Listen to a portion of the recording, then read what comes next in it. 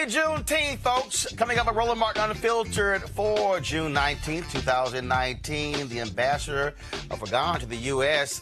Will join me and we'll talk about the Juneteenth celebration today, plus this being the year of return, marking 400 years since the first 20-odd Africans arrived in Virginia in August of 1619. Also today on Capitol Hill, there was a hearing dealing with reparations.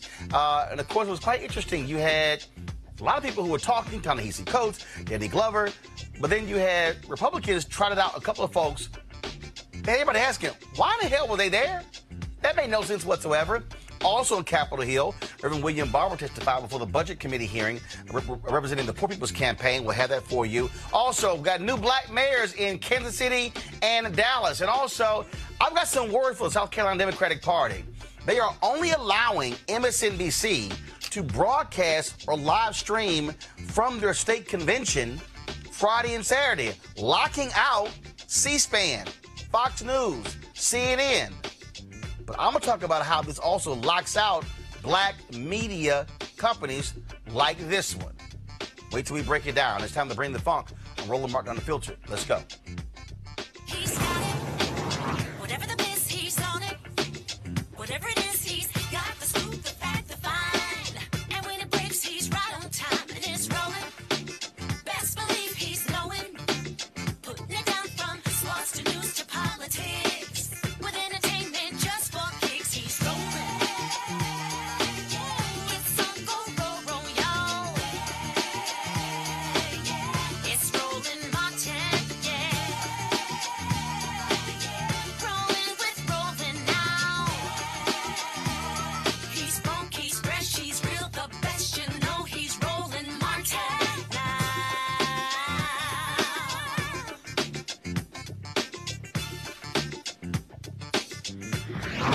Martin.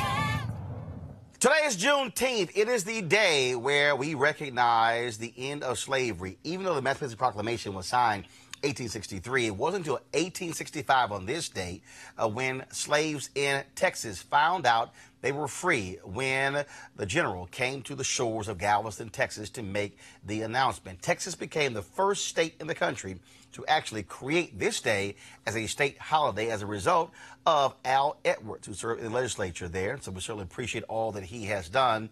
As a result, Juneteenth is now celebrated all across the country, and it is the only day that recognizes, the only holiday whatsoever that recognizes slaves. Well, this year also marks the 400th anniversary of the first 20-odd Africans arriving on the shores of the United States in Virginia in August of 1619. Beginning with the first of the year, there have been lots of events called the Year of Return, and a number of African countries are also participating in the Year of Return, including one of the leading country has been Ghana. Joining us right now is His Excellency Dr. Barfur Ajay Burwa, who is Ghana's ambassador to the United States. Dr. Burwa, how you doing?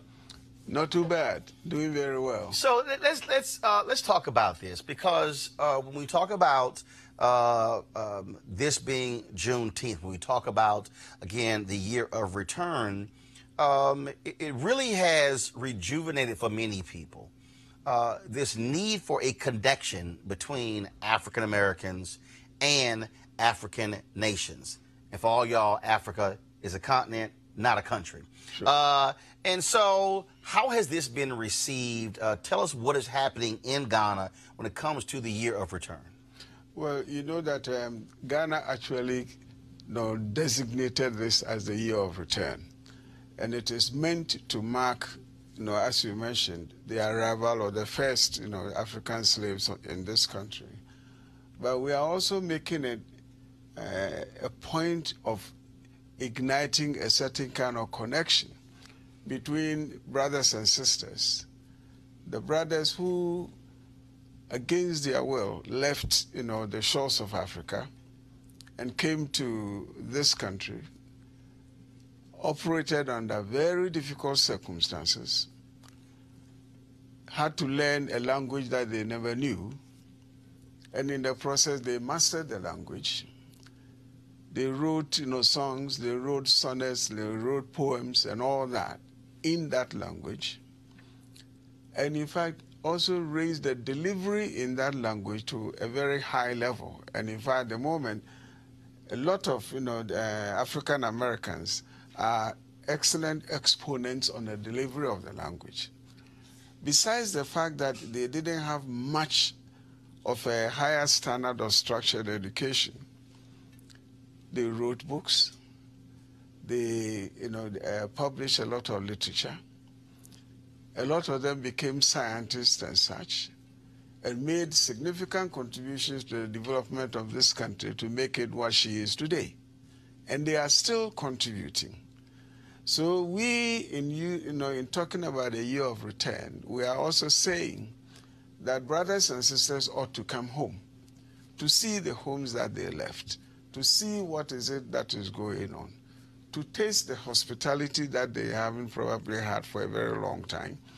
And besides, since we consider them brothers and sisters, Ghana is their home. And home is where you go, and they have to take you in. And there are a number of African Americans who've actually moved to Ghana. Yeah. Michelle McKinney Hammond, Sure. her father lived there, passed away, and had a home there, and she's since moved there. A few years ago, I connected with a sister who did business here in Washington, D.C., Sure. and she opened a couple of golf shops in Ghana and some other countries as well. Ghana has really spent a lot of time over the last couple of decades really emphasizing travel back. And so I would dare say probably more African Americans likely come to Ghana each year than any other African nation because of that level of outreach. Exactly. And in fact, quite a number of them, as we said, have moved there and settled. And a lot of West Indians have also, moved to Ghana and settled.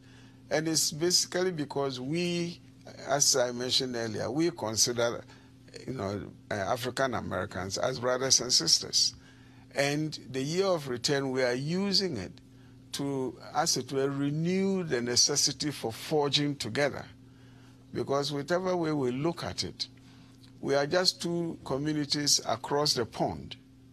And the genesis of our settlement, obviously, even though different, actually doesn't cancel the fact that we are all related. And I suspect that, even you, Roland, you've been to Ghana a few times, but I'm sure that if you're in the streets of Ghana and you don't speak first, somebody might speak a local language to you because of the way you look and all that. So we consider the two sides as one community, which has undergone different experiences. And we ought to be able to cross-fertilize each other for the pure and simple reason that, time and whatever that has happened hasn't been able to, as it were, wash away the fact that we are related. You talk about, you're right, I first visited in 2008 and had a very good time there. And it's so funny, too, because when Black Panther came out, everybody was talking about Wakanda, Wakanda, Wakanda. And then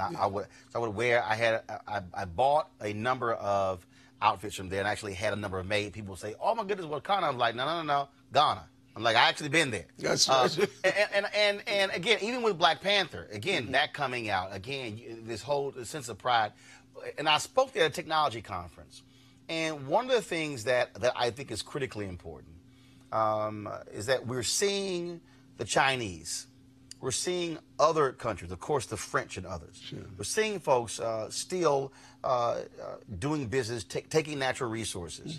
How critically is it important? What is the agenda of the Ghanaian president to say we want to be doing business with African Americans who are in construction, who are in engineering, who are in doing any number of things?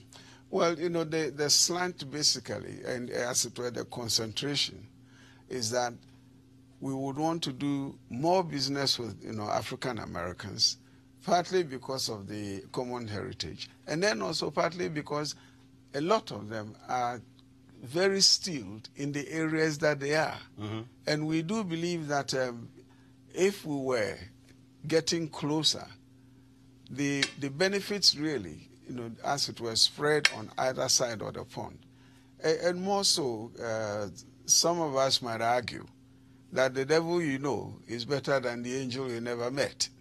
And therefore, at least the African Americans, we do know that somewhere along the line, there is something in all of us that is common. And therefore, should there be any significant advantages, we ought to be able to share those advantages.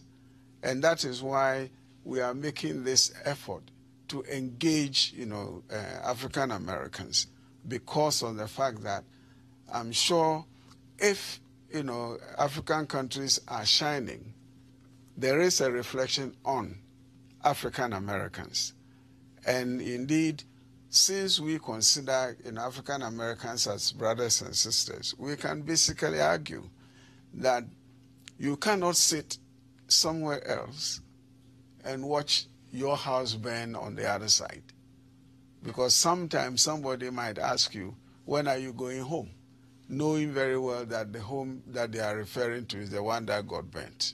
So we do have this commonality of interest that we would want to, protect, we would want to, expand, we would want to explore, so that at least on both sides of the community, we all feel like, yes, we are moving on. You're talking about the relationships. You also, I was on social media, and you've waived the visa requirements between Jamaica and Ghana. Here we go to my iPad, please. And so these are the photos that I saw off of Twitter where that took place, where the agreement was signed. So so Jamaicans and Ghanaians no longer have to now get visas to travel back and forth between both countries. Sure. Yeah, that is to facilitate, the as it were, interrelationships between the two communities. And if in islands like Jamaica and some of the other smaller islands, there are lots of names that obviously are either Ghanaian names or derivatives of Ghanaian names. So in a way, because we consider ourselves, a single community, and in fact, you may know that we have legislation on the books which says that African Americans have a right of abode in Ghana. So it's more or less translating what we know into practical terms. So you want to go from Jamaica to Ghana, all that you need to do is to hop onto a plane and then land in Accra. I want to talk about a couple of moments here. So Gerald Horne has a book called The Rise and Fall. Here you can go to my iPad. The Rise and Fall of the Associated Negro Press, Claude Barnett's Pan-African News, and the Jim Crow Paradox. And what's interesting when I read this book, he talked a lot about what Claude Barnett was doing in terms of bringing news and information back from the motherland, and also was a transfer of information. I remember years ago when Bishop Desmond Tutu received a Trumpet Award. And he talked about being a child in South Africa, but seeing the pages of Ebony magazine and seeing how African Americans were living and how they gave them hope and inspiration fighting apartheid. Sure. So let's talk about the information, because I dare say, because of the lack of black news shows on cable networks, you don't get an opportunity to talk to African Americans. The cable news networks aren't calling you. Sure. When African heads of state are traveling to Washington, D.C. for a variety of reasons, very rarely are they being received and talking to media outlets. Sure. Late George Curry, often with NNPA, would travel. I remember the interviews that he did with Mugabe in Zimbabwe and some other leaders as well. And so how critical is the information as well in terms of having communication outlets to be able to talk to African Americans about what's also happening there in Ghana and other African nations? Well, it's important, on both sides. For instance, when I was at the university, Malcolm X came to give a lecture there. And in his presentation, he was talking about conditions in the ghetto. And he was holding a rag. And as he was talking, he molded the rag into some kind of a rat, and said that you could go to some homes of African Americans and you can see rats of that size and all. But then I had a difficulty absorbing that, because the material that I read and the magazines that I see obviously didn't say that. And in fact, I, for one, the first picture of Sammy Davis that I ever saw was Sammy Davis in a tuxedo standing beside a Rolls Royce. And for me, that was African American. Until I came to graduate school here and I learned that there were a few things that were obviously not as the magazines do say. So we needed the information to be able to recognize America as the Americans that we ought to be closer to knew. And in the same way, because we don't get much feed from African American press, from the other stations that obviously don't concentrate on what is it that may be important or relevant to the African American community, it becomes very difficult for us to actually strike that relationship. So now we do need a certain kind of increase in the flow of information so that in trying to build the community, in trying to bring us together, we would know exactly where it is that we need to, step, where it is that we need to emphasize, what is it that we need to ask for to be able to have a fuller understanding of the relationships that we are building. Well, I'll tell you this. You certainly are more welcome to come back on this show anytime. And also, I look forward to meeting your president and have an opportunity to sit down and chat with him as well. And I would love nothing better to be able to do Roland Martin Unfiltered broadcast live from Ghana. And so hopefully we can make that happen. I'm quite sure that we will try and make that happen. And I'm very sure that our president will be very happy to have you in conversation one-to-one. All right. Well, Ambassador Burwa, we appreciate it. Thanks a bunch. And certainly good luck. Pleasure. And we'll be talking more about the year of return. Wonderful. I appreciate it. Thanks a bunch. Thank you very much. All right, folks. Going to go to a break right now. We're going to come back. We'll talk reparations hearing that took place on Capitol Hill today. Little fireworks, but also should there have been more information on the economic side versus all the folks saying who's going to get a check. All that and more. Next, Roland Martin Unfiltered. Back in a moment. You want to check out Roland Martin Unfiltered? YouTube.com/Roland S. Martin. Subscribe to our YouTube channel. There's only one daily digital show out here that keeps it black and keep it real. It's Roland Martin Unfiltered. See that name right there? Roland Martin Unfiltered. Like, share, and subscribe to our YouTube channel. That's YouTube.com/Roland S. Martin. And don't forget to turn on your notifications so when we go live, you'll know it. Hey everybody, this is your man Fred Hammond, and you're watching Roland Martin, my man, Unfiltered. Hi, this is Essence Atkins, and you're watching Roland Martin Unfiltered. Hey, yo, Peace World, what's going on? It's the Love King of R&B, Raheem Devon, and you're watching Roland Martin Unfiltered. Hi, my name is Brescia Webb, and you're watching Roland Martin Unfiltered. Well, I like a nice filter usually, but we can be unfiltered. What's going on? This is Tobias Trevelyan. And if you're ready, you are listening to and you are watching Roland Martin Unfiltered. What's up? I'm Lance Gross, and you're watching Roland Martin Unfiltered. Hi, this is Cheryl Lee Ralph, and you are watching Roland Martin Unfiltered. I mean, could it be any other way? Really? It's Roland Martin. You want to support Roland Martin Unfiltered? Be sure to join our Bring the Funk fan club. Every dollar that you give to us supports our daily digital show. There's only one daily digital show out here that keeps it black and keep it real. It's Roland Martin Unfiltered. Support the Roland Martin Unfiltered daily digital show by going to RolandMartinUnfiltered.com. Our goal is to get 20,000 of our fans contributing $50 each for the whole year. You can make this possible. RolandMartinUnfiltered.com. All right, folks, also neglected to mention there's going to be a candlelight vigil at 8 p.m. this evening at what? The African American History Museum. And so it's going to be 8 p.m. this evening. And so if you're in Washington, D.C., the D.C. DMV, so I hope you're able to be there. All right, folks, let's now talk reparations. That was a congressional hearing today on this very issue. It was led by, of course, Congresswoman Sheila Jackson Lee. She's the sponsor of H.R. 40. For a long time, Congressman John Conyers sponsored H.R. 40. And so this was the first hearing on this issue in more than a decade, according to Ron Daniels. I talked to him this morning on the Tom Joyner Morning Show. There are a number of people who were speakers, including Ta-Nehisi Coates, Danny Glover, but also Dr. Julianne Malveaux, who's often on our show. Here is Danny Glover speaking today before Congress. A national reparations policy is a moral, democratic, and economic imperative. I sit here as the great-grandson of a former slave, Mary Brown, who was freed by the Emancipation Proclamation on January 1st, 1863. I had the fortune of meeting her as a small child.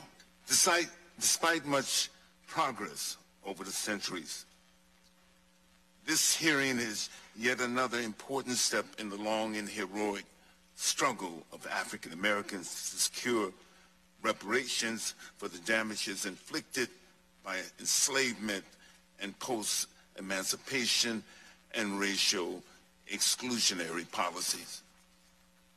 Many of the organizations who are present today at this hearing are amongst the historical contributors to the present national discourse, congressional deliberations, and Democratic Party presidential campaign policy discussions about reparations. We are also indebted to the work of Congressman John Conyers for shepherding this legislation.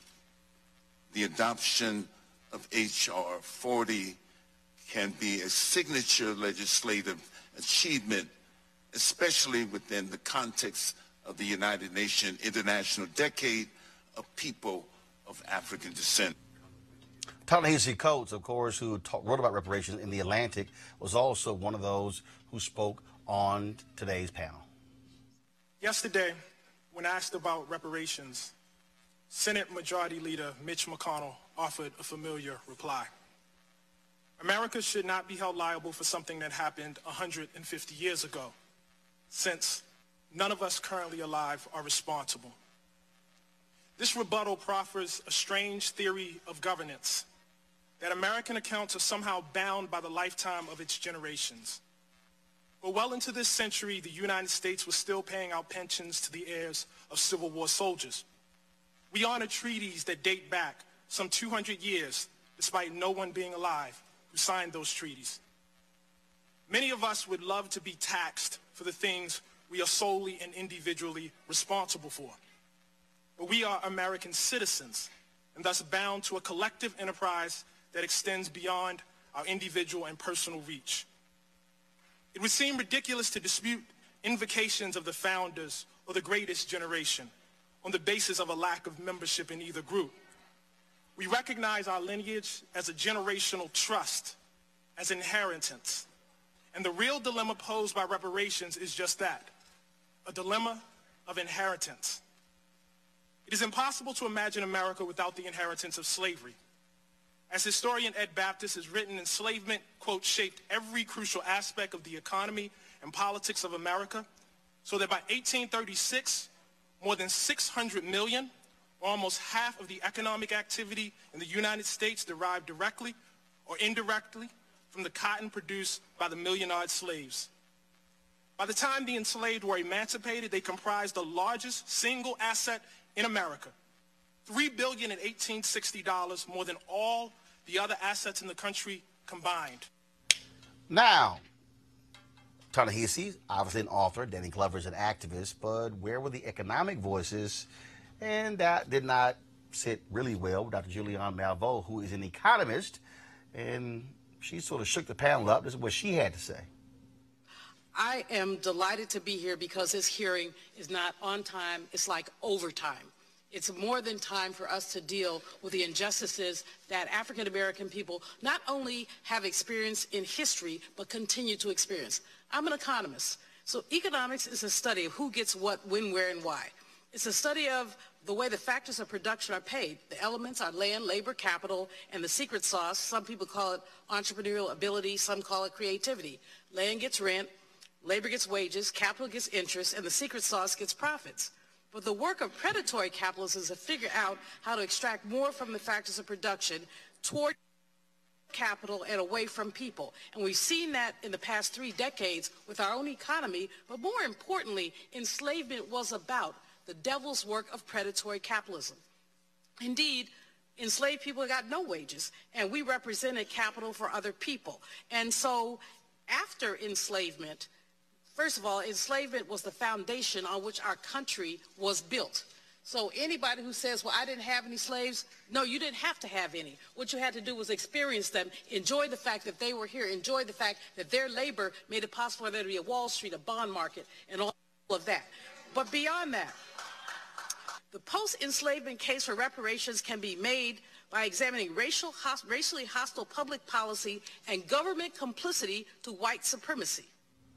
All right, folks. Now, what was real interesting about the panel is that, I mean, you had folks like her and Ta-Nehisi and others who were there, invited by Democrats to speak. Then the Republicans, press play. That this is not exactly true. Mr. Glover mentioned all of the studies and books that have been written on the subject. I would argue, in fact, that in the 10,000-year history of slavery on every continent, there is not a single example of slavery that has been more studied than slavery in America from the 17th century to the 19th century. So it is actually not true that we have not told the truth, that we don't know our history. Moreover, in the past 50 years, if we're talking about what scholars in America, in the American social sciences, have directed their attention towards, it is hard to find a subject on which more books have been written that has been more studied than racial inequality. Thank you. Thank you for that. Mr. Owens? Well, there's a difference between what somebody said was being studied and then what really was done. Okay, so then, of course, you had this dude, Burgess Owens. Okay, y'all, here are his credentials. Former NFL player, Fox News commentator. That's the best Republicans could come up with? Press play. The greatest legacy from my dad, who served in World War II, came home, could not do his postgraduate down in Texas because of Jim Crow laws. So put out a lot of letters, ran across a box when he passed away of hundreds of rejection letters.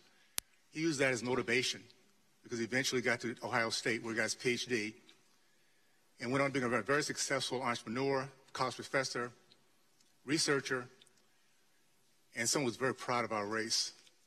He reached back to his very last days to the young people, giving them hope that this country, they can succeed, and if they really wanted to, and if they pull themselves up by their bootstraps, worked harder than the next guy. That's not a racist deal, guys. That's the American way. We work harder than the next guy. Greatest legacy from him was my belief that I would do everything I could to make sure he was proud that I held his name. The greatest thing for my mom, for my dad, is I never, ever even thought about disrespecting mom. Okay, I don't know what in the hell any of that got to do with what in the hell they were talking about. I just don't, whatever. All right, let's introduce my panel, folks. A. Scott Bolden, former chair, National Bar Association, Political Action Committee. Monique Presley, legal analyst, crisis manager. Mark Thompson, host, Make It Plain. Mark, of course, was also there in the hearing today. Mark, what was interesting, again, I don't even know who the hell these two are. Okay, and so here you got this dude, Burgess Owens, his whole pull yourself up by your bootstraps, as if 400 years did not exist. As if you do not have undeniable data that shows redlining. See, they keep talking about, obviously, 150 years since slavery ended. Well, what took place in 150 years? What took place after Reconstruction? What still takes place when you talk about the home foreclosure crisis and the subprime loans as well? 53% of black wealth wiped out because of homes. And so, what planet were they really on? Well, thank you for having me, by the way, Roland. Good to see everyone. There's a reason why you haven't heard of them, because they were handpicked by the minority members of the committee. And in some of the other interactions, you saw them refer to these individuals by first name. Obviously, they have relationships. if the four of us decided to be black conservatives and Uncle Tom's like they are, we'd be big fish in a small pond. And that's how you make a name for yourself. I even engaged the young man Coleman Hughes because we were on a panel together on another network. And because he keeps saying that we shouldn't get individual checks. And nobody was really making that argument at the hearing. In fact, when in Clyburn, the National African American Reparations Commission, they've been talking about some of the economic things that you alluded to, and maybe we'll get into that a bit later. And I said, Coleman, why don't you stop saying this thing about this individual check? But it's a red herring to inflame the right wing and fearmonger whites that we're coming for their individual money. And that's the only role they play. Their argument was completely feels like a welfare check. That's right. That's the code language. And that's also in our panel is Michael Singleton, who is a contributing host to Consider It on the Vox Media on Facebook. Good Morehouse man. So but this is why I tell people all the time you have to understand what the game is, Scott. Right. They want to reduce the conversation to you get a check, who gets a check? When one of the points Julian Malveaux made, I'm going to play it in a second, is that no, you must look at this thing from a system standpoint. And even when this guy Coleman says nothing has been studied more, no. There are people who are utterly clueless about the real story. It's how it has been framed. That, to me, is a fundamental issue. Well, but that's the whole debate, though. That's what it all comes down to, because the red herrings get you off the main view, the main issue. You know, I call it the tree of slavery. You start at the base 400 years ago, you had slaves for 200 years or however long, right? But the manifestations of it, the branches of slavery that lead us to 2019, the manifestations are still there. And so if you say that my ancestors are no longer here, you say that white ancestors of others are no longer here, so why should they pay? Well, why not? It still occurred, and the manifestations are still negatively affecting us. The Germans apologized to the Jews and paid reparations. America apologized to the Japanese who were put in internment camps and apologized. And yet for 200 years, 400 years, we were in slavery, and nobody wants to apologize to us. It seems like we're the largest minority, and so we got the greatest chance to overcome it, but we still struggle with our history of slavery. The thing for me, Monique, again, when you hear this dude talk about, okay, history, whatever, is not actually understanding the link. When we did the story 2 weeks ago, three African Americans lost $3.2 billion in Chicago alone because of discrimination, housing discrimination. Anyone who saw Skip Gates' documentary on Reconstruction, black folks lost $1.5 billion that was put into the Freedmen's Bank, stolen and squandered by white folks. There was never a bailout. Right. $1.5 billion. Right. The equivalent of $1.5 billion lost. And so those are things that folks in this country walking around on Capitol Hill have no idea about, because that's history, not his story. Right, but that wouldn't even matter, Roland, because, and I'm going to get through this on June 19th without crying. Okay. But I'm from Galveston, Texas, and so it means something to me, right? Because I've been the places where it was announced, and my great-grandfather was a slave when Gordon Granger showed up and said, today you're free, 2 years after, right, the freedom actually happened. So today means something to me. Oh, my Lord. But what it really means is there was a transfer of property that should have happened, and there was a transfer of economy that should have happened right then. Because if so, then we could have afforded to lose $1 billion 100, 200 years later, and it wouldn't have mattered, because wealth transfer starts originating in property.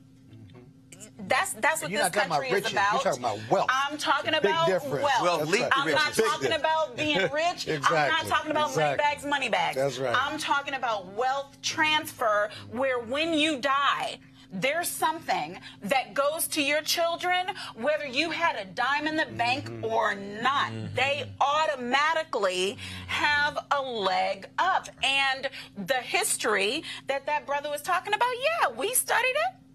And we know it, but we don't apply it.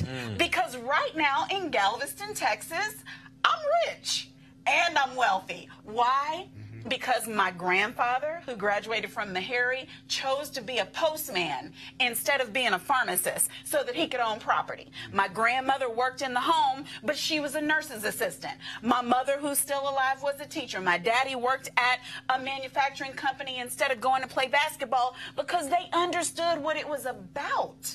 So today, I'm sitting here and I have real wealth. I can't find no money. God knows I can't for these two. But see, but I don't need nothing, right? And there's a difference. There's a difference. So I agree with that gentleman. I don't know his name, the one they found. Don't nobody else know. Don't worry. Whatever. So, but he was right. It's been studied, Roland. He's right. It's been more studied than anything else, but he's wrong in that.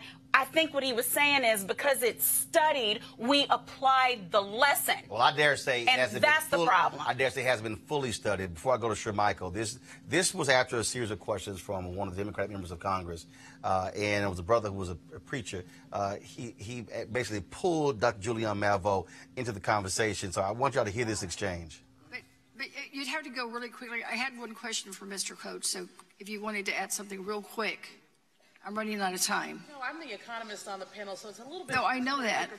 It's a little frustrating that economic questions are being directed to non-economists. Well, I think I have some things that I'd like to be able to say about some of this. But thank you, my brother, for giving me, for passing the mic. I really do appreciate it. The questions about predatory lending really need to, your sister Congresswoman raised, really need to be dealt with because it's not just that it's something that's happening if you're going to talk about predatory lending, could you also add, because what I was going to ask Kim, you could probably answer also, this whole history of the exclusion of blacks from some of the early programs like Social Security and the GI Bill and others, because it all is about economic security. So if you could blend your answer, that would be great, because then I would use up my time and get both questions in. Sure. I mean, we can go back and look at the minimum wage, which exclude farm workers in the South, which were predominantly black people, excluded domestic workers who were black women. And so these folks were excluded not only from the minimum wage, but also from the Social Security system. And so your comment about black women in nursing homes is very pointed, given all of that. I mean, we have to look at this. The hearts and minds questions, I'm an economist, so I leave that to the Reverend. But what I want to, but my thing is, let's look at the economic underpinnings of the inequality that exists in this country, the wealth gap that exists in this country, and the differences that it makes. Sister Congresswoman, when you talked about predatory lending, a third of the people who had predatory loans qualified for regular loans, a third of them. However, they did not get them because of the way that slavery, racism basically segregated people. So while it's lovely to sing Kumbaya, which I don't do very often, I think it's even better to talk about what's going on economically and the differences that exist because of the wealth gap. When a black woman, man, is arrested, absent wealth, they lay up in the jail for I don't know how many days because they don't have the home to mortgage to get the bail. And cash bail is discriminatory. And so we can just go down the list and talk about the very many ways that racism affects the quality of folks' lives. And with all due respect to these Kumbaya brothers over here who, you know, I'm proud of my family too. I mean, we good black people too. I have a PhD, I have 2 MBAs in my family, but I'm not going to give you my family history. But you know, it is irrelevant. It is irrelevant when you're dealing with structure. I want y'all, Congress people, to deal with issues of economic structure, and an economic structure has generated an inequality that makes it difficult for people to live their lives. When zip code determines what kind of school that you go to, when zip code determines what kind of food you can eat, these are the vestiges of enslavement that a lot of people don't want to deal with. Forgive my, you know, I'm kind of over the top, but I usually am. Those in the audience who know me know, you know, tick, tick, boom. But the fact is that I'm gratified, Sheila, Congresswoman Jackson Lee, for these hearings, but I'm also frustrated for the tone that some of this has taken because it takes us away from the economic underpinnings of what needs to go on here. Thank you. Shermichael. The issue that, one, it's the discussion is critically important. And as far as I'm concerned, who the Republicans put up was a waste of time. There are are conservative black economists. There are black conservatives who could talk about this issue, even if they oppose it. You put up a dude who's on Fox News, a contributor who played football. I can't listen to him. I mean, look, who brings, and literally his entire presentation was, you know, work hard. Like my grandfather told me, my daddy told me, that's how you get ahead. It was like, that's it? Well, what's interesting about this, so for our Vox Media show, we actually have an episode next week coming out on reparations. And we centered it on Georgetown University, which is the first U.S. institution that has attempted to sort of address repaying the descendants of slaves. So it's academic. It's still the very first, correct, in April. And that was student decided. The university hasn't made a decision yet. But in the research of doing this, we spoke with a Duke University economist. And what the economist was saying was, based upon his calculations, there's about 30 million individuals that he estimated would be able to receive some form of a reparation, whatever that would look like. But going through the history, we discovered President Obama didn't support reparations. And I'm going somewhere here. Joe Biden just announced he doesn't support reparation. And so as we continue to look through this, what we found was not only are there white Republicans who don't necessarily support this, there's also a lot of white Democrats in Congress who don't support this. So looking at it legislatively speaking, we sort of came to the conclusion that even trying to set up a committee to explore this would almost nearly be impossible. But here's on that point. And so, look, somebody asked me longer, Roland, you support reparations? I'm like, no. Here's why I said it. Because I'm looking at the reality of legislatively. And my whole deal is, this is where they are. Unless you change who's there. That's the key. At the end of the day, I can make the economic and moral argument, okay, why it makes sense. I can go through the history. I can lay out all the facts. It still gets to the question of, will it pass? We're not even at the point, as far as I'm concerned, of having a count to vote discussion. The problem here, Mark, is that we have folks who actually, with all the books and all the studies being done, don't want to contend with dealing with this very system and how it was actually capitalism was created by slaves. Okay, America had no economy. Read Gerald Horne's book on the American Revolution. Read all these books to understand cotton, to understand these things. The reality is you have this system. And it wasn't just for 243 years of slavery. It was 92 years of Jim Crow, slavery by another name. And so when you start breaking all these things down, we have people in this country who don't want to even own up to the reality that white soldiers walked out of World War II with the GI Bill, went in school they wanted to, bought homes in the suburbs, all kind of stuff like that. Well, black soldiers literally could not. That ain't slavery. That's 40s. 50s, 60s. Fair Housing Act wasn't passed till 68. So if the Fair Housing Act was passed in 68, April 68, and you know it takes really 5 to 10 years for law to jail, if you will, we now in the 80s. Yeah, well, that's why this is a new and updated H.R. 40. It's H.R. 40 2.0, really, because the original Conyers bill was going to do a study of slavery. This is a study of, everyone stipulates slavery existed, but this is a study of what form reparations would take, not only for slavery, but for slavery's vestiges, which includes lynchings, Jim Crow, segregation, lack of access to capital, being left out of Social Security, Homestead Act, GI Bill, Fair Housing Act, Voting Rights Act, and the current criminal justice system, which includes modern-day lynchings of police violence and mass incarceration. All of that is included in this, and what the two Republican Uncle Toms were not willing to say out loud. No need to call them Uncle Toms. I don't believe in name calling. Just say we disagree with it. I apologize. That's just my thing. I don't believe in Uncle Toms, sellouts, coons, N-word. I can say they black conservatives who are wrong. But I didn't call them coons. I know that. Go ahead. Hold on, Monique. Now finish your point. Finish your point, Monique. Okay, so the point is, what they refuse to acknowledge is that there are vestiges of slavery that still exist. Every form of racism and oppression that we continue to deal with is a vestige of slavery. He mentioned the tree. The term we've always used is vestige. That's the same thing. And so that's what this bill would address and what form reparations would take for all of this inclusive. Monique? Right, and everything that he named is accurate, but everything that he named was related to a physical manifestation of slavery. And when Dr. Anita Phillips was on here, what she talked about is the way that slavery has embedded itself into our DNA code as people of color, and how we have suffered psychologically, how we have suffered mentally, how we have suffered socially as black people because of things that happened during slavery that now are a part of our psyche. It makes it less possible for us to succeed.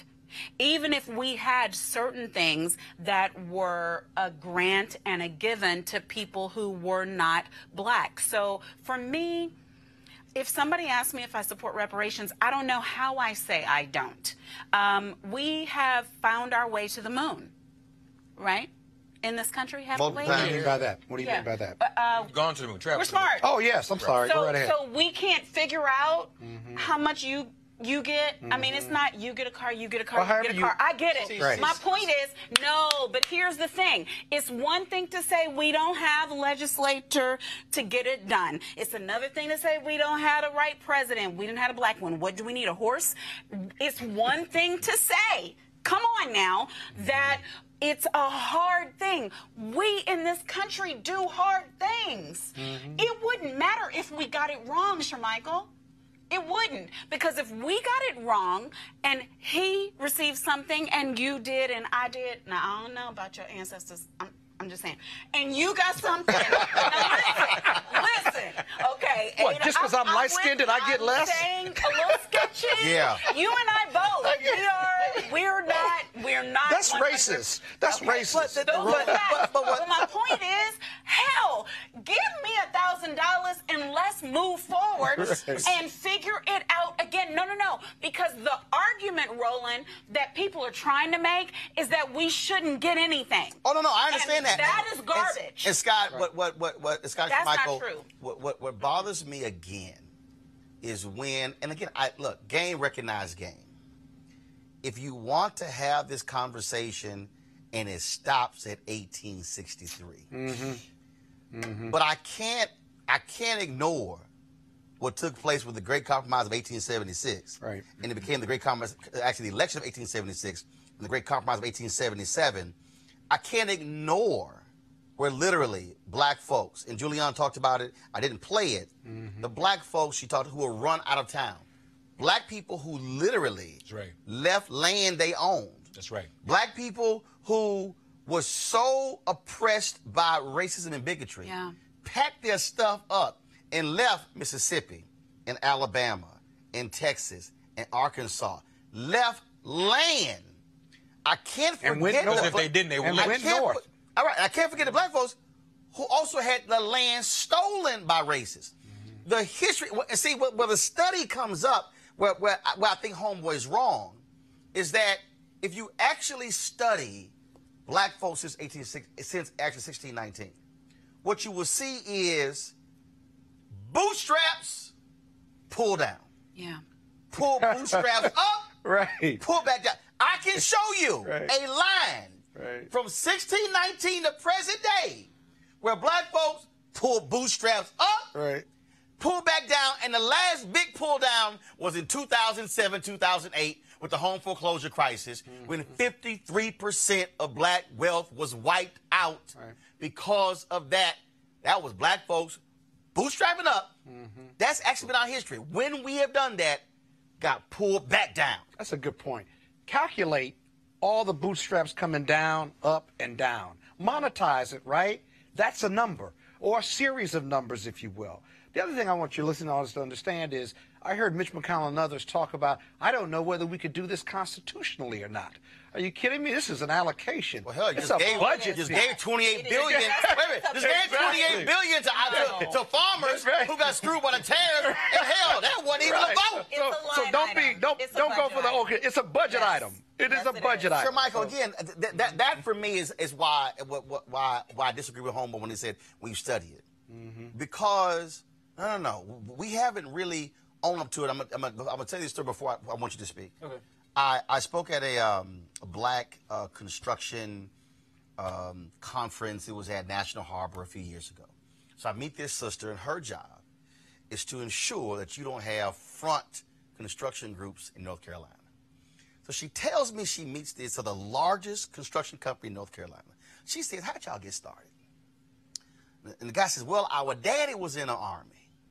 And when World War II ended, our daddy said that, you know what, I want to start my own construction company. So he went to the bosses who were white.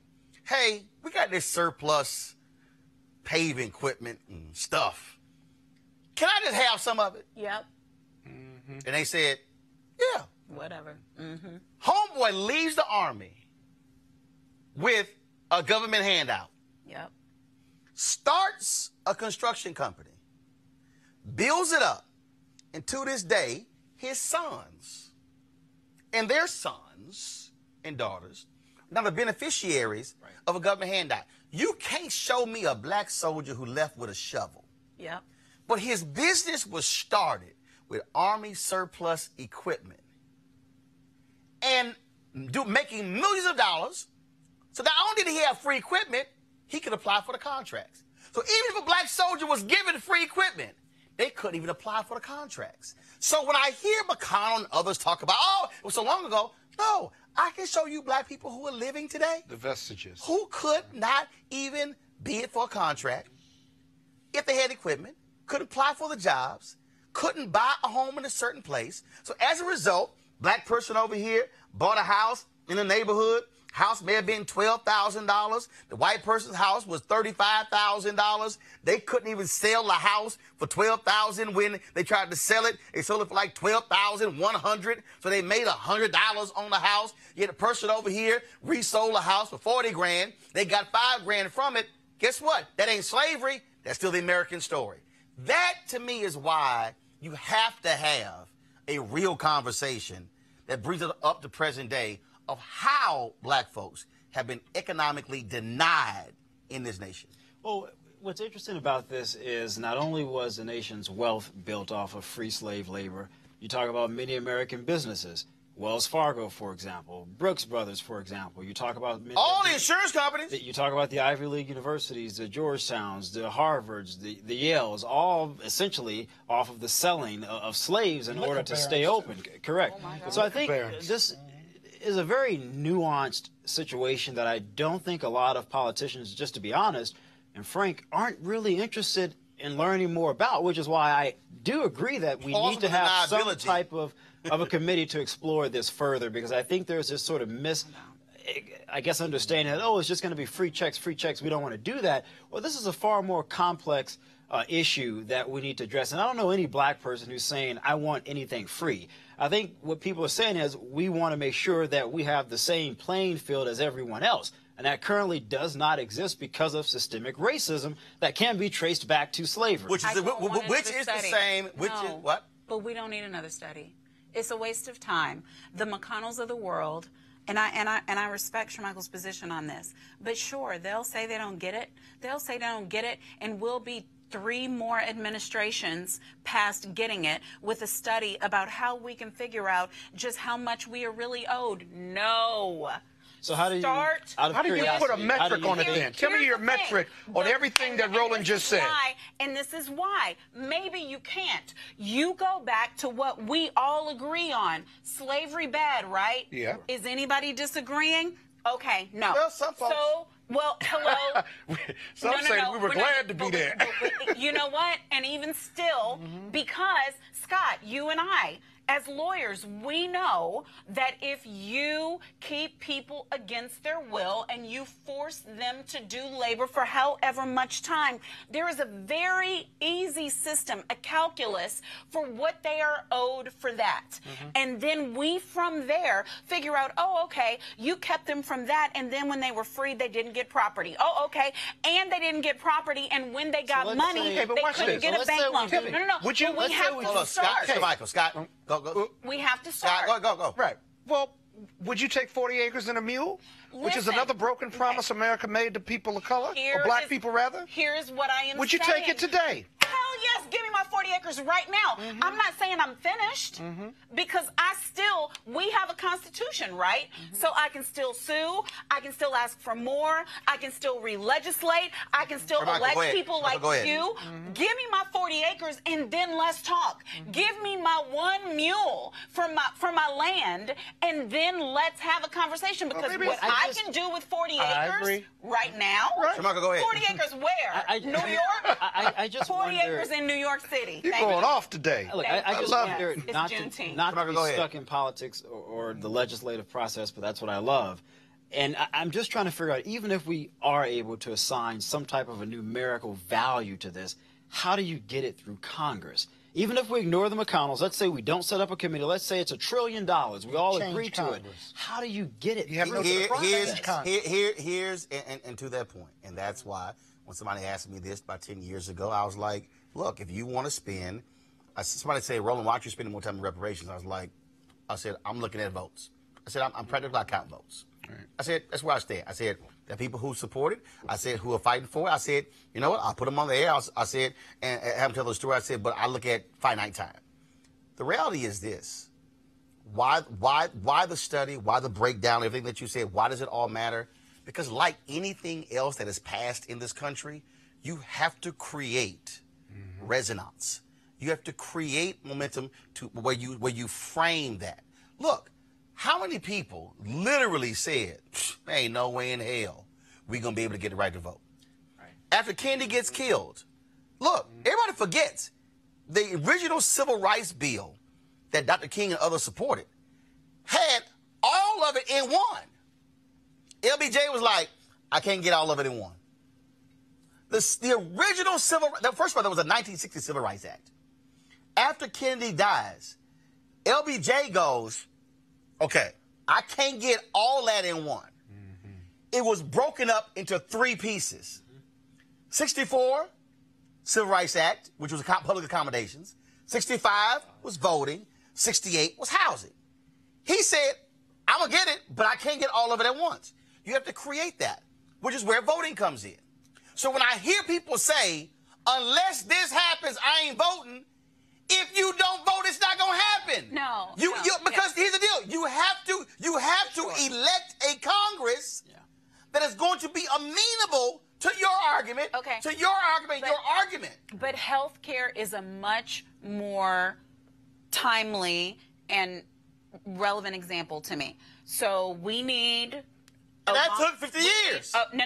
But okay. Actually, I'm sorry. But we're actually 150 years. But we're here. No, but what I'm saying how long it took for everybody who asked. And I support no candidate. But what I will say is, right now, every front runner but Biden says yes to reparations. So we need a reparations Democratic candidate because Trump is a non-starter. So we need a Democratic candidate, and then we need a Democratic House because that's how we got health care, right? So, and we need whatever version of a bill we can get where something is passed. To the Senate, hold on one second. I said what we need. Actually, you had Democratic President, House, and Senate. That's how I got it. And 2020 is viable for that it certainly is, if we're about our business. I'm not certain, though. Final comment on this. Even if realistically we were able to get a magic wand and grant what you're asking for. No magic wand, just votes. Or votes. I'm just not even convinced that if Democrats control the House or the Senate, that you would have enough votes, because you have to look at some of the districts that some of those members even represent. But I'm not convinced some of those white members. But here's the deal, Mark. Vote. Hold on. First of all, I agree. Just being honest. No. First of all, I agree with your point. But here's the piece. You don't need 435 or 100, Mark. Thank God. What you need is 218 in the House. Well, that's true. We'll never get it. You need simple majority or 60 in the Senate. And then what you actually, and I dare say, you actually need more than that, because assume it's going to be a veto, even if it's a Democratic president. Right. So the bottom line, but again, to the people who are watching, Mark, I want you to speak to this. This is the final comment. Okay.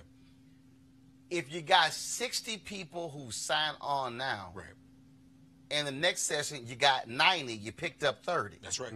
The problem I have is with folks who don't understand that, look, it is not going to happen in a year. But if you decide to not vote, you have absolute guaranteed it will never happen. Well, you know, there were some people there today that have been propagandized that way, but I was watching people today. And afterwards, I talked to some of those people, and they couldn't come up with an argument against anything that was said. Yeah. So just like all of our struggles, they've taken time. We didn't know we'd be here today on this Juneteenth 2019, and I'm very moved by the story you told, by the way, about your great-grandfather. We didn't know right now that we'd be having a hearing on reparations right now. We didn't know all this enthusiasm would come forward. We can't time it, but our generation has to continue to struggle, and sometime, if not in our lifetime, the next generation will see this to fruition. But you're absolutely right. I think this can get done. It won't be tomorrow. And it is wrong to say to people if it's not resolved by 2020, they're not going to vote. It is an ongoing struggle. And on this Juneteenth, I'll simply close by saying, in the words of Frederick Douglass, the price of freedom is eternal vigilance. So we can't stop. And for the folks who understand voting, you can talk about 15th Amendment all day. But then you had the 65 Voting Rights Act. Okay, and you're still dealing with that. That's our history. All right, folks. Also happening today on Capitol Hill, didn't get as much attention. The Poor People's Campaign has talked before the House Budget Committee, laying out their moral agenda on what they want House Democrats to do when it comes to confronting the issues of the poor. Reverend William Barber spoke before the House.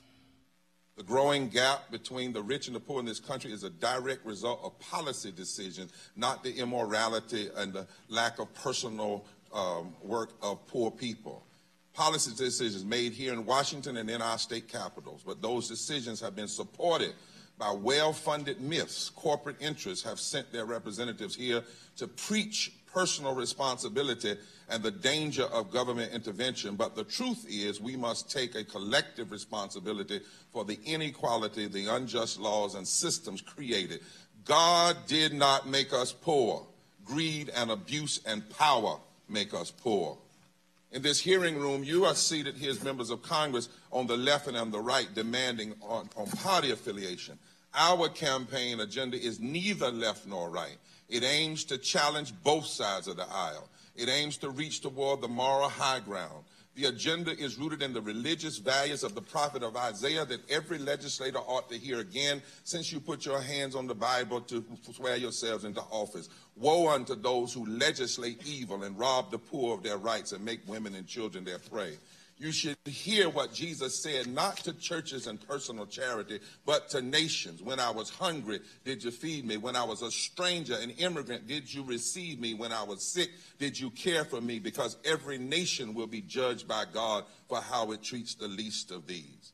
Our religious values call us, and our constitutional values, which call us to the issue of justice, establishing justice, to put the marginalized and the poor at the center of our public policy. We began 3 years ago. We've been all over this country, from Kansas to Arizona to eastern Kentucky to eastern North Carolina. We've met with Republicans and Democrats and blacks and whites and gay and straight, and all of them are saying the 140 million, we first must get the numbers right. It's 140 million poor and low-wealth people in this country. 140 million, 39 million children, 21 million seniors, 65.8 million men, 74 million women, 26 million black people, 38 million Latinx people, 8 million Asian people, 2.4 native indigenous people, and 66 million white people. And they are not poor because they are lazy or because they don't engage in personal responsibility. They are poor because of the systemic realities that connect systemic racism, systemic poverty, ecological devastation, the war economy, and the false moral narratives that suggest that somehow you can ignore poverty. Ignore poverty. We must count 43.5% of our nation. No nation can survive when 43.5% of its people are poor and low wealth, and that's not at the center of our public discussions. 62 million people who work every day for less than a living wage. 37 million people without health care, even with the Affordable Care Act. And I'm from the South, where 1/3 of all the poor people live, and it's almost even black and white. 50-some million poor people and low-income people, and 13 million people uninsured. Poverty is a moral crisis. The federal government, state governments, we do not need more tax cuts for the rich. We do not need more missiles. We need to hear and see the voices and faces of the poverty. We must end this systemic policy violence against poor and low wealth people. This is the moral mandate for our nation at this moment. The work of reconstructing America is not done, and we must do it together, and nothing less than the promise of our democracy is at stake. To not deal with poverty is constitutionally inconsistent, it is economically insane, and it is morally wrong. Shamaka, we mentioned earlier, we talked about the $28 billion that was granted to farmers impacted by tariffs. Yeah. Yet if a president said, you know what, the people who are hurting right now who are poor, let's grant $28 billion. Folks will be up in arms. Fiscal conservatives will be yelling and screaming. It's amazing how we are so quick to fund things in this country. But then if you talk about 2 or 3 or 4 billion for the poor folks, lose their mind. Well, I mean, politicians, their number one concern is self-preservation. And so the reason those farmers was able to get that bailout is because Donald Trump recognizes he depends on their votes in order to be reelected. Republicans in the Senate realize that they depend upon those voters to maintain their majority in the Senate. Look, I think something Reverend Barber said was very interesting. It does become very difficult for a country to have an ever-growing, increasing majority of the population being in poverty. China is actually attempting to address this themselves because they have done some studies to realize that this is going to be problematic as we continue to try to become a superpower. So at some point, with the world becoming more globalized, we're going away from cheaper labor because of technology and automation. You're going to have even more people falling into that category of being impoverished. We're a capitalistic country, though. No, we are. We are. You have haves and have-nots. No, you do. And that's what capitalism is. Hold on, finish. Let me finish. I agree with that. But in understanding that, you also want to make sure that you're training and providing your people with the proper skill set so that they can survive in this ever-changing ecosystem. And if you're not doing that, then you're only going to continue to increase the number of people that live in poverty. Scott? Yeah, but what about the social welfare system that we do have? I mean, there are no pure capitalistic societies, because if we were purely capitalistic, then you'd have a running poor population, a wealthy, and that's why we talk a lot about the middle class.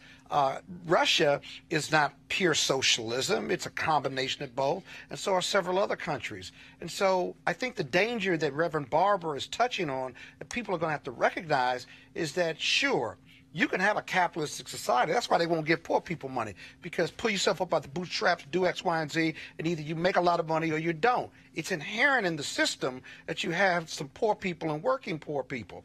And so the problem is, if you get more poor people, a growing poor people population, then the haves and the have-nots, there's a lot of have-nots eventually, you know. They overthrow the government, if you will, or jack up the system. No. But actually, you said, but the problem, Monique, you said the problem. No, what he's actually doing is actually saying to the poor people, it's more y'all, and it's let's overthrow this thing. What he is saying is that the reality is it is a widening gap in the last 20 years where the rich have gotten richer and richer and richer, and they don't give a damn about those who are below them. What he is saying is let's activate these poor folks to become, take your numbers and then go to the polls and vote your interest. That's what he's doing. And then what? Hold on. And then what? Hold on. And while you weren't here last week, Scott told me with a straight face that he's a liberal. My point is this. And what's wrong with that? People who are working and are successful can be liberal. Who is watching this show? Don't label me. Don't label. I don't have to label you. Right. You labeled you. I do. Now my I label point is myself. this. My point. Oh, yeah. You went there. Listen. The only difficulty that I have, and it's not even a difficulty, it's a question mark where the moral majority is concerned. There are more white people who are poor in this country than black people. There are more white people, period, but there are more white people who are poor than people of color. So when we talk about galvanizing, there has to be a way that they understand, hey, that reparations argument that y'all are fighting for is the same argument the farmers are fighting for, is the same argument that the steel workers, because it ain't gonna be no more, are fighting for, is the same argument that the people in West Virginia are fighting for the coal mines. It's the same argument because it is an anti-poverty argument in one of, if not still the wealthiest nation in the world. And Scott, I'm fine with you. I'm fine. Yours, okay, so we're capitalists, etc., so on. But I'm saying it comes down to a point of, are we right or are we wrong? Does it matter that people send children to school every day? And even in a county like Montgomery County where I live, the only reason some children are eating during this summer is because Montgomery County found money in its budget. Thank God for Isaiah Leggett on his way out. He said, we're going to do these food trucks. He created a line item, hello everybody, so that children could eat every day this summer. They're doing the same thing in PG County. Now, how can it be in a county where 70% of the people own homes, their children still can't eat? If it wasn't for food trucks that were lining up outside of summer school, whether you need summer school or not, that's how kids are getting breakfast when their parents go to work. Why don't you ask the elected officials who allocate public funds? Listen, because I'm not, we don't have a priority. I'm not asking They don't make it a priority. No, I'm not asking where there's an answer. What I said is Isaiah Leggett created a line item, so he is a responsible public official. Some of this stuff, all y'all conservatives, are y'all on here right now? Here's what the conservatives want. They want states' rights.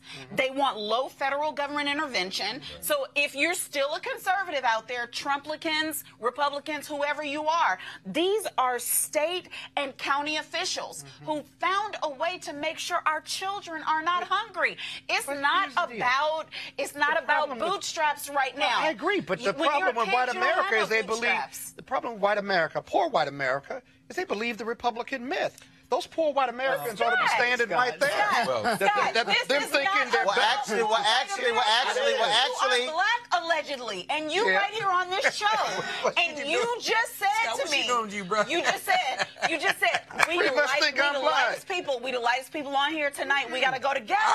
Now, what I'm saying is, you just said capitalism, and I'm fine with it. Lord knows, I want. But you live in a capitalist system too, and you want to make money. So what is your argument, though? Okay, what is your point? Lord, I'm about to invoke Elizabeth Warren. Okay, my point is, there are candidates. Greed is good. Who are, money's good. And if I take you can't be a socialist without being a capitalist first. If I take a penny on every one of your $500 million, I can feed everybody in Texas. Okay, so if you had $50 million right now, would you invest it in yourself and your family? You wouldn't give me a dime. But how many poor people would you support? How many poor people out there would you support since you're on your soapbox and fighting and arguing about capitalism and the lack of equity? Help me, I want people how much to be would you give? Would you? So if you're $50 million, how much would you give to poor strangers? Here's why my question. It matters for how Dr. much Julian. I'm answering of your $50 million would you give to poor people? I think that people like Dr. Julian. If money's good and greed is good. I think that people like Dr. Julian, who's an economist, can answer it.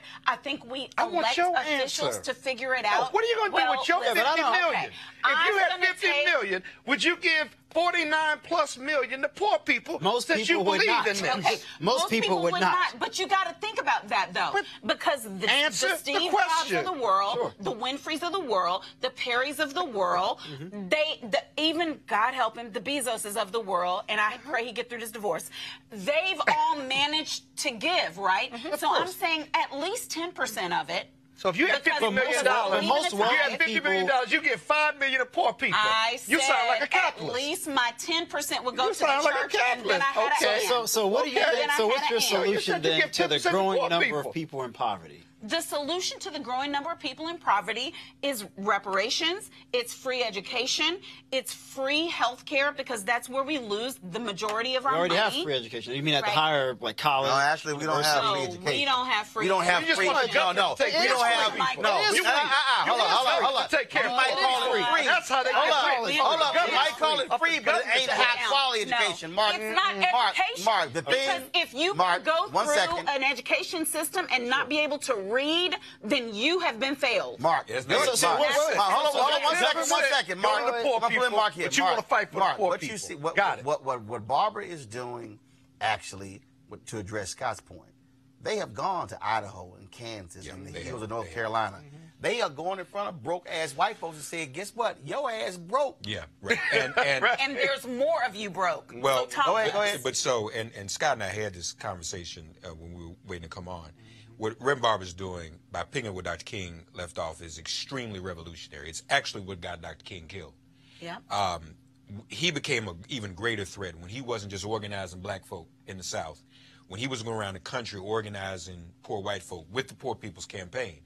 He made the case, and I remind everyone, the most powerful and important and informative, impactful speech he gave was on the steps of the Montgomery State Capitol after the March from Selma to Montgomery, where he talked about the division between poor whites and poor African Americans and how this country decided to make it that way so we wouldn't come together in unity. Right. And he talked about Jim Crow being the psychological bird that feeds the bloated bellies of starving white folks and lets them know that I may be poor and broke, but at least I'm better off than a black man. So what Dr. Barber is doing is challenging that and showing that we can all get together and control this. You made a good point, Sir Michael. So you pay off farmers because for whatever reason, which is crazy, they always vote against the interests. They're predisposed. We want to stay with Trump. We want a reason to stay with you. Anybody else would say, dude, you jamming us. My farm is going under because of you. And many are. And your tariffs. So you pay them off. But see, these white folks with Barber, they ain't about that. They're open-minded. They're looking. They're thinking. They're analyzing. And I think that, what Reverend Barber's able to do, see, this can still be tied to reparations. See, when they say to us, we talked about this in the conference room, when they say to us, well, y'all got welfare and food stamps and affirmative action. As if white folks let me finish up. As if the majority of those things don't go to white folks. The majority of the money. But here's the other contradiction. It's always odd to me how you can say we on welfare and food stamps and all benefiting from affirmative action. Those two don't go together. If I'm benefiting from affirmative action, I don't need welfare and food stamps. But they say to white folks, oh, we've given you all, we're going to give you too. You got the GI Bill. You got all that stuff. So they say the same thing to them, but because of the perception, the face of poverty and the face of crime is black. We have Ronald Reagan to thank for that. He did black welfare queen. That is, Right, and so that's the image, right? And so some white folks, as you said, don't even know that they poor and broke, and Reverend Barber's waking them up, and they loving him for it. Go ahead, here's the thing. I think this is unsustainable, to be honest. And if you look at the poverty, the growing levels of poverty in the country, I mean, you look at every single economist, and this is even conservative economists will admit this.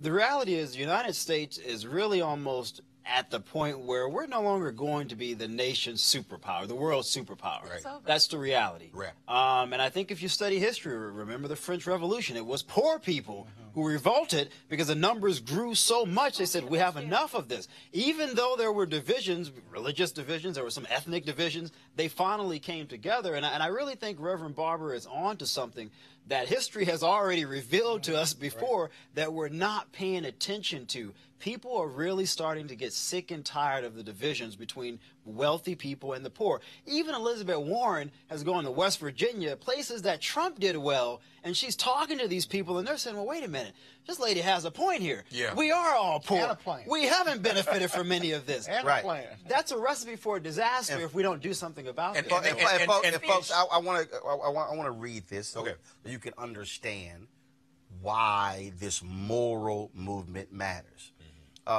When Dr. King gave the speech after the Selma to Montgomery march, this is what he said on the steps of the Capitol. He said, toward the end of the Reconstruction era, something very significant happened. That is what was known as the populist movement. That's right. The leaders of this movement began awakening the poor white masses and the former Negro slaves to the fact that they were being fleeced by the emerging Bourbon interests.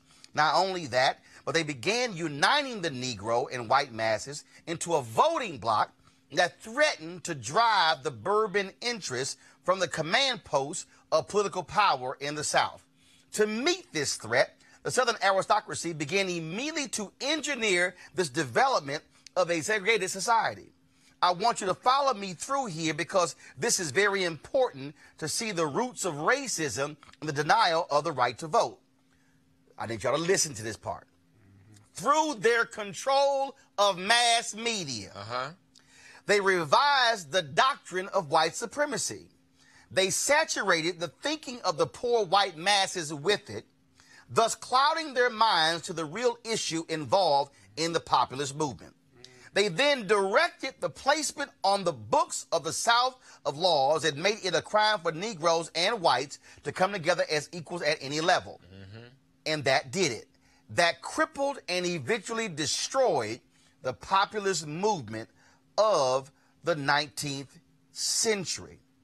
He went on to lay out, again, how they utilized mass media, how they used mass media to drive home this whole idea of white supremacy and keeping folks away. Now, let me unpack that. That's why when you watch mainstream media, you got to be very clear in terms of what you're watching, then what you're hearing. Why am I so critical of a lot of black websites out there? Because they ain't doing no original damn reporting. What they're doing is they're aggregating content, where they literally are rewriting stories done by white reporters, putting their name on the top and never making a phone call. So you are reading a whole bunch of these black websites thinking you reading the black perspective when you really reading the white perspective just somehow rewritten by somebody who was black. If I really want to go there, y'all would be shocked to how many of these so-called black websites out there actually have white bosses. Uh-oh. You're generous saying read. Now, allow me again to further break this down. You need to understand power and how power wants to freeze out other folks from opportunities, which leads me to my criticism of the South Carolina Democratic Party. Beginning tomorrow, they're going to have their state convention. The leaders of the South Carolina Democratic Party have made a decision that is beyond shameful. Democrats have talked about Donald Trump being anti-free press. They've talked about how he has condemned the media. Yet the South Carolina Democratic Party cut a deal where they are only allowing MSNBC to broadcast live from their convention. Now let me explain this. C-SPAN, okay, totally nonpartisan.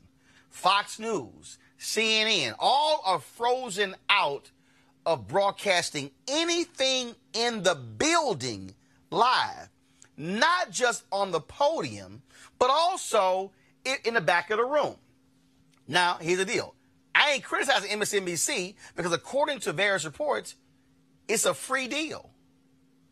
South Carolina Democrats are saying, well, we're going to guarantee all of our candidates get FaceTime. So they'll speak on stage, they'll carry it, and then they say they'll go to the back of the room. They're going to get interviewed by Reverend Al Sharpton and Joanne Reed. Okay, that's fine. But here's the problem why I got a problem. You are watching a black-owned show.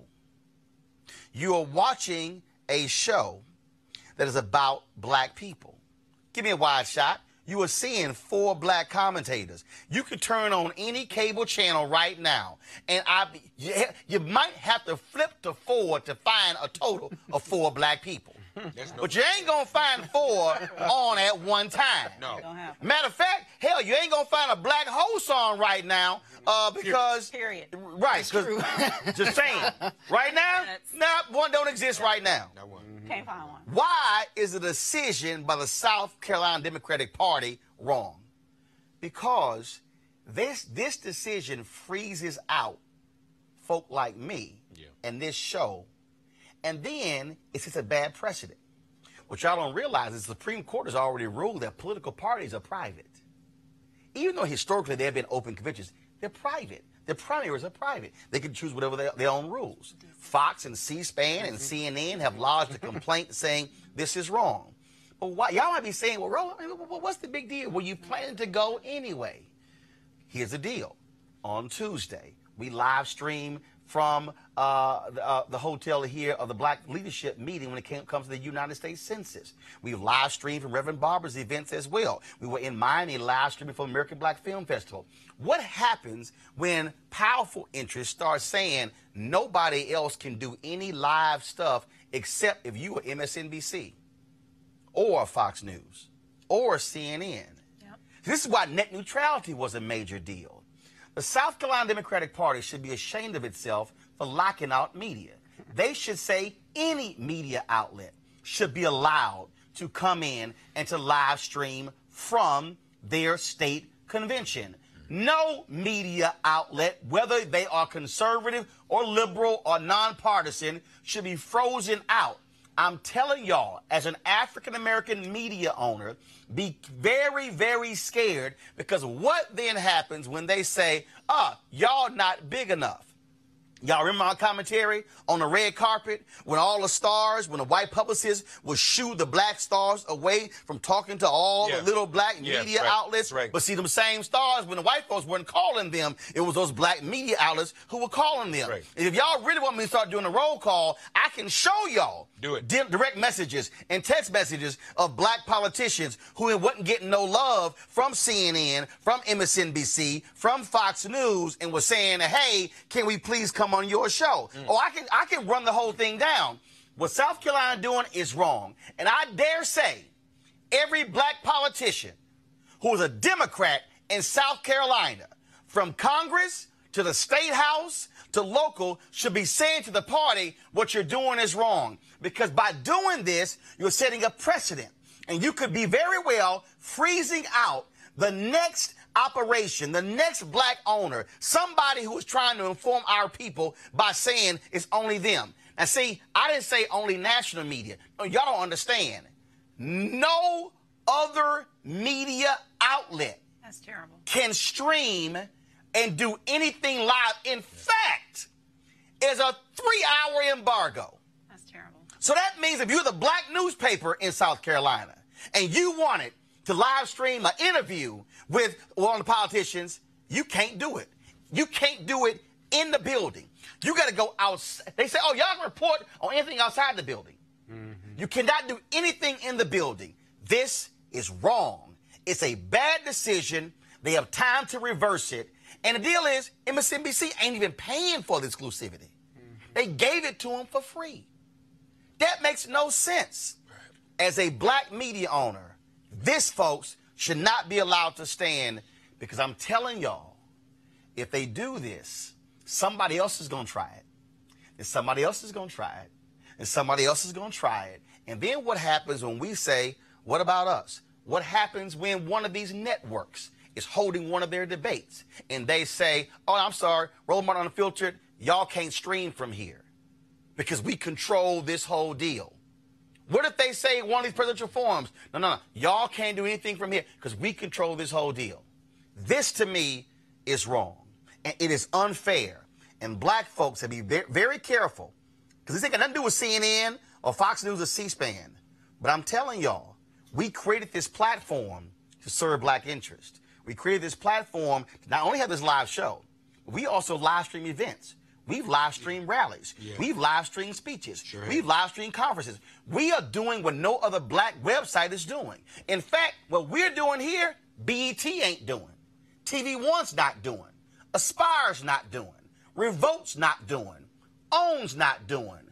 Bounce is not doing. None of these black networks out here, none of them are doing what we're doing. Do not be silent. You should be telling the South Carolina Democratic Party, go to their Twitter handle, SCDP, and say, overturn this decision, because this is not how a free press is supposed to operate. They are a political party, and every member of the media should have access to the South Carolina Democratic Party. It is wrong. And I dare say to every one of you Democrats who's going to speak there, you should stand up and say, open the doors. Allow every member of the media in. And I'm talking to you, Vice President Biden, and Senator Sanders, and Senator Harris, and Senator Warren, and Mayor Buttigieg, and Eric Swalwell, and all of you candidates, every single one. You should say to South Carolina, This is wrong, and Democrats do not believe in freezing anybody out. If you say nothing today, it might be you frozen out tomorrow. Folks, that's it for us today. I want to thank Mark, Monique, Scott, Michael being on today's show. Folks, be sure to support Roland Martin Unfiltered by going to RolandMartinUnfiltered.com. If we don't fund our own freedom, nobody else will. I can guarantee you, Chris Matthews, as well as Aaron Burnett, and whoever the hell is over there on Fox News, I guarantee you they did not have the conversation we had today. First of all, the Ghana ambassador to the United States, they certainly weren't talking about the reparation discussion that we had or the Poor People's Campaign. And so, please, we want you to support us in what we do. Again, Cash App, PayPal, as well as Square, all of them are on the website. You can give every month. You can give one time. We want to have 1,000 new donors by the end of this month. And so we certainly appreciate all that you have done. And I forgot, somebody gave us $50 on YouTube. It's not pulling up. And so I appreciate that. And so we'll try to get the name there. And so I appreciate it. Thank you so very much. All right, folks, I got to go. We'll see you tomorrow. We'll talk about 2 new black mayors this week, one in Dallas, one in Kansas City. Holla! Good show. You know, I was told the same thing Monday at bar.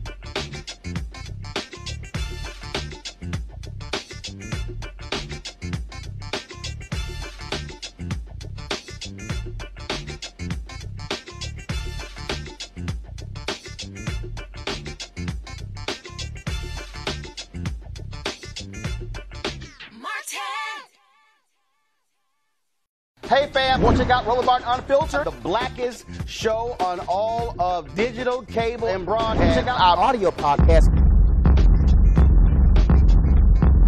There's only one daily digital show out here that keeps it black and keep it real. It's Roland Martin Unfiltered. Press play. You want to support Roland Martin Unfiltered? Be sure to join our Bring the Funk fan club. Every dollar that you give to us supports our daily digital show. There's only one daily digital show out here that keeps it black and keep it real. It's Roland Martin Unfiltered. Support the Roland Martin Unfiltered daily digital show by going to RolandMartinUnfiltered.com. Our goal is to get 20,000 of our fans contributing $50 each for the whole year. You can make this possible. RolandMartinUnfiltered.com. You want to check out Roland Martin Unfiltered? YouTube.com/Roland S. Martin. And subscribe to our YouTube channel. There's only one daily digital show out here that keeps it black and keep it real. It's Roland Martin Unfiltered. See that name right there? Roland Martin Unfiltered. Like, share, and subscribe to our YouTube channel. That's YouTube.com/Roland S. Martin. And don't forget to turn on your notifications so when we go live, you'll know it.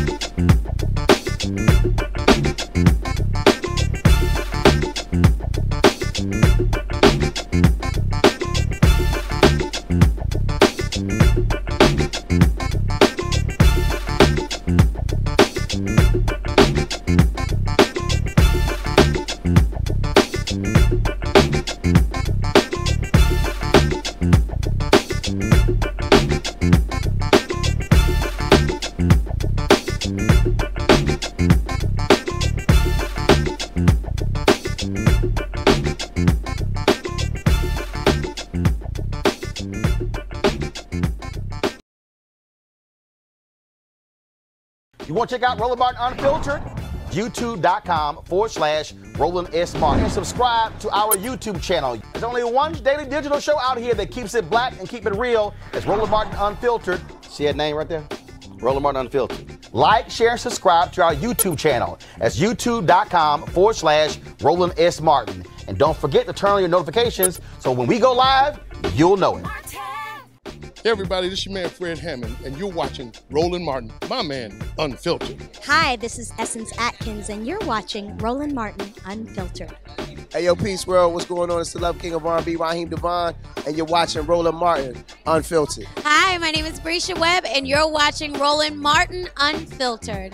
And well, I like a nice filter usually, but we can be unfiltered. What's going on? This is Tobias Trevelyan, and if you're ready, you are listening to and you are watching Roland Martin Unfiltered. What's up? I'm Lance Gross, and you're watching Roland Martin Unfiltered. Hi, this is Shirley Ralph, and you are watching Roland Martin Unfiltered. I mean, could it be any other way? Really? It's Roland Martin.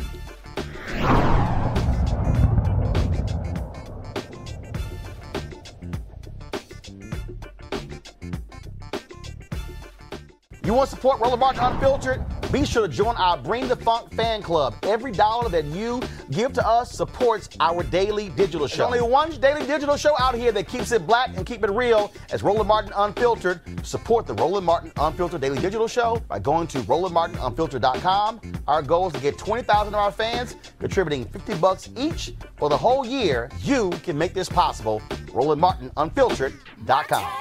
Hey fam, want to check out Roland Martin Unfiltered? The blackest show on all of digital, cable, and broadcast. Check out our audio podcast. There's only one daily digital show out here that keeps it black and keep it real. It's Roland Martin Unfiltered. Press play.